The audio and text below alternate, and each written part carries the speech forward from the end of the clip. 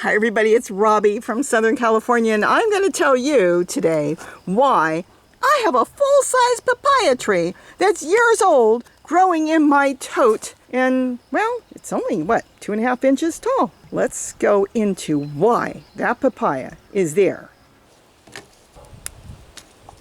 What I'm actually doing here is I'm going to do a cutting of a papaya, a good papaya. I'm putting the leaf matter on the bottom because the way I'm going to set it up, it will actually bring the earthworms. It will bring them. They'll come to it, and it really helps. How do I know it? Because I've been doing it. I actually root a lot of fig trees this way. You'll see. So we can start in any pot. I could use this flower pot. I could use even a coffee container, a plastic one. I want to make sure there's plenty of room for water on the top. When I water, I can always add some more soil. Okay, this is set up, and the leaves, this is gold to me because the green leaves, the ones that are brown like that actually brings the earthworms. So in the back, there's a really nice shoot coming off from the side, and I'm going to use that as my cutting on this great big papaya plant. It's the best producing papaya plant on the property. So let's cut this off and let me get this started, and let's hope we end up with another tree off this one. Let's see, I want to get it. I got it. Look at that. Okay, let's take a look at this. So let me show you what I've done here. I'm going to see if I can get this going. I'm going to take these big leaves off. I'm going to see if I can get this one to start to grow. Hey, if it doesn't work, it doesn't work. See if I'm trying to do so. No, that's where the leaves were. So we're going to see if we can get this growing. It's a nice little cutting. I don't know. You'll follow me and you'll see if it works. So now we're going to take these leaves and we're going to cut them off. We compost that back to the papaya. Now, I could take this one too. You know what I think I am? I want it to grow roots. We're going to leave the top little ones, and I'm going to plant it in this pot. My favorite tool in the garden now. Gee, I didn't bring that up on that other video. Silverware. You can get a 4-pack in a lot of stores. I get it from Walmart. And I'm not affiliated in any way with Walmart. I just like Walmart. They're cheaper. You can get a 4-pack of these for $1, so they're a quarter piece. Now we're going to put this in, way in there. We're going to pack this in really tight. Remember, you want to make sure it's packed in tight because you don't want an air pocket. You got air around there, it won't develop roots. So if you lightly fluff it on, seeds are different, some seeds, but when it comes to cuttings, you want to make sure it's packed in tight. Now let me explain one more thing. Just the way this is may not root, because I know you can air root them by cutting into it and wrapping it with moss or whatever, and I don't need to do that. I don't do that with the fig trees or anything. Pack it in real good and kind of angle it a little bit so the stem is getting the water in that direction. So when you water it, the water goes that way. See?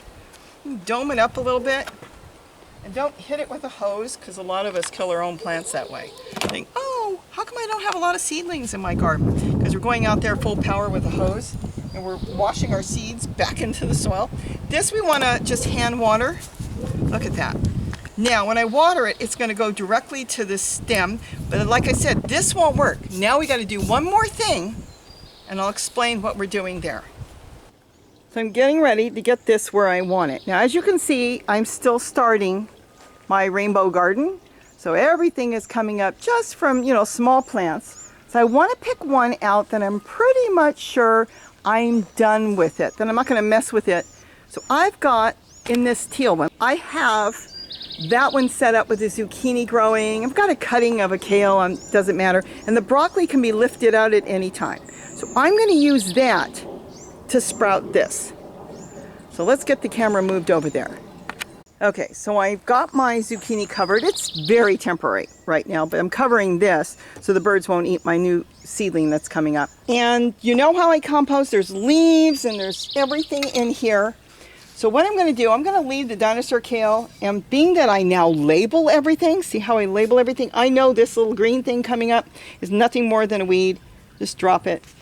I'm going to make a hole here, and I'm going to put my pot there.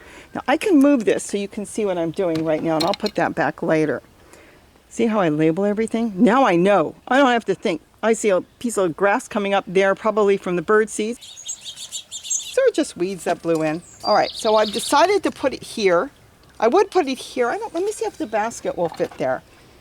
You know, I could put it right in the front. So it doesn't really matter where I put it. I'll put it back there. Let me see where you can see better. Probably there. Let me see if you can. No, that's good. Okay, so what I'm doing now is I'm going to take this pot and I'm going to submerge it. See how I've got eggshells and everything? They're still fairly close to the top.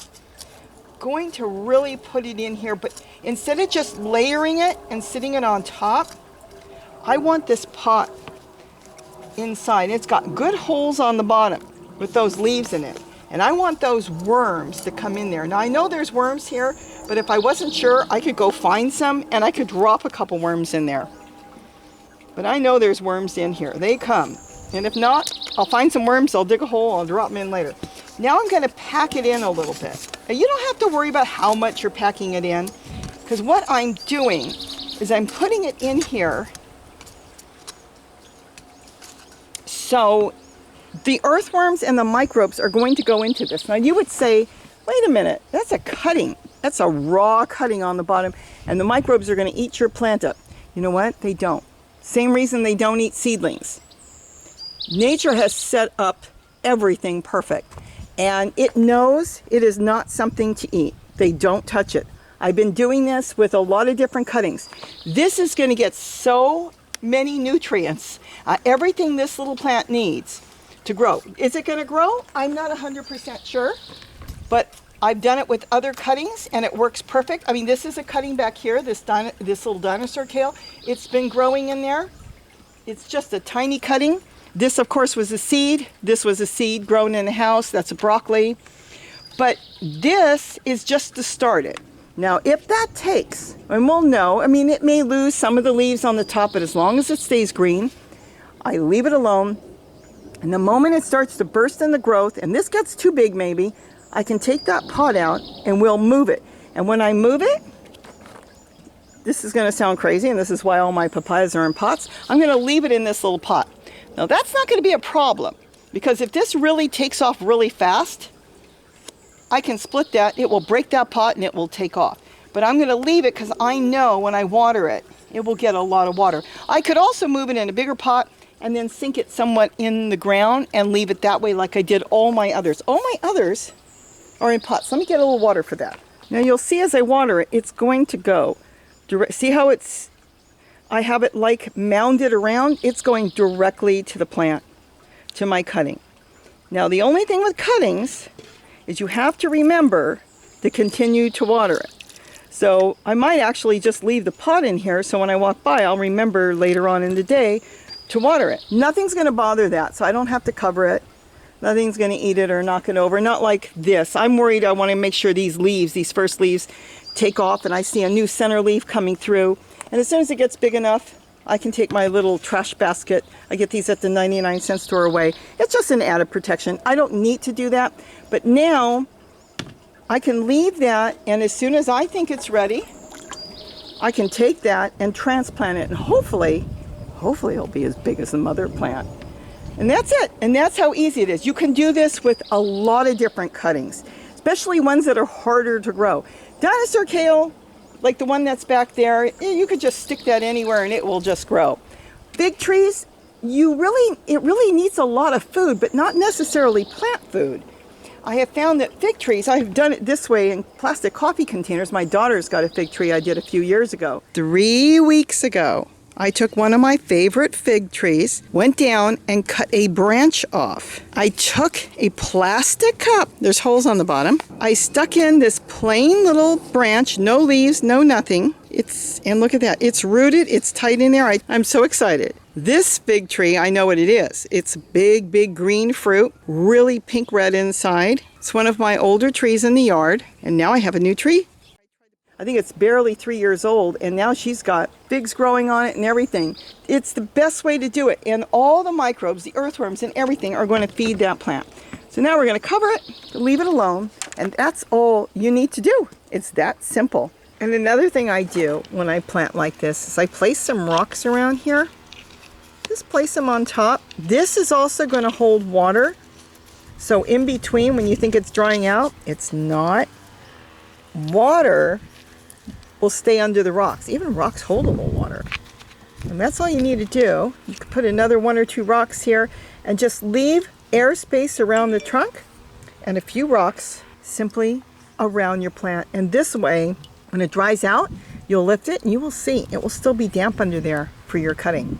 So that's it. Now we're just going to wait. We'll see if this cutting makes it. If it doesn't, I'll find another cutting. But this tree is massive, and I think it could be, it's got one of the best, really, compost bins. That actually has no bottom on it. It's a trash can that was cut, and I just lay the hose in there sometimes to just water it really good, and it really feeds the ground here. As you can see, this thing broke the pot, tumbled over. Gary's got it staked up with pipes. But you know, it just keeps going and going. It's so stressed. Probably thinks, I've got to produce before something happens to me. And so if that works, I'll get a lot more cuttings off of it. Look, I leave rubber gloves hanging off the trees with a clothespin. So if I need a pair of gloves real quick because I'm getting my hands dirty, I've got something there. It's tight. Look at this. The clothespin's got a hole. See? Comes with a hole. So I put a bread tie. It just hangs there in a pinch. I need some gloves. I've got some gloves there. I've used them. So I use them, and if they have no holes, I'll just clip them back on the clothespin. And the other thing too is if you're composting in place, like we're composting here, and every single one of these papayas, they have a compost, tub next to them. This one's doing pretty good too. It gets hit by the cold a lot because it comes up the canyon, but it's still doing fine. We're starting to warm up. You can most certainly, as you're throwing leaves and matter in there, if you need it for another tote or a flower pot and you're starting your vegetables, most certainly go back in there, move the soil over, all the leaves and stuff. Take some soil from there because it's like making sourdough. It's like this is your start. This is the mother for another tote or flower pot. You won't have to wait for the microbes to develop, which is very fast. You'll already have some starts from another tote. And that's why it's wonderful to take from another tote. And that's why it's also good to take soil out of your garden under a flower pot because it's got everything you need. Not only just the earthworms, but it will have some microbes in there that is needed for plants and needed to break down matter that turns it into beautiful compost for your garden. So I hope I've given you an idea on how to do some cuttings. Another way, try it. If you've had problems with some of your plants, rosemary you can do cuttings from, lemon verbena you can do cuttings from. There's almost everything you can do cuttings from. Try it that way. Try it in one of your containers. Try setting up another separate pot like I did and see if that works better for you if you don't have a lot of luck, let's say, in the way you were doing it. So with that, have a wonderful, wonderful day. And don't forget to eat what you grow. That's latex on there from the hailstorms we had. It's falling off now. They developed latex on them. So with that, have a wonderful day. And don't forget to eat what you grow. Bye-bye, everybody.